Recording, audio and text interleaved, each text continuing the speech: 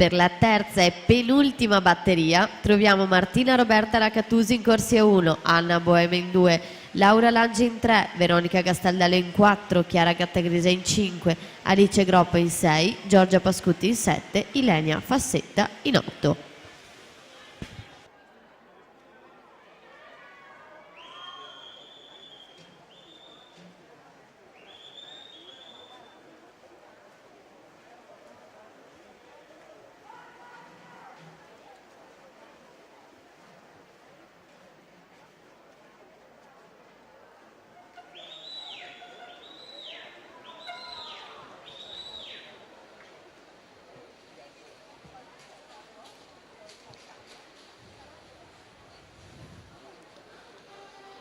Fede Pozzobon 1-5-17 si aggiudica questa prima delle 3 teste di serie, va al comando della classifica, la partenza.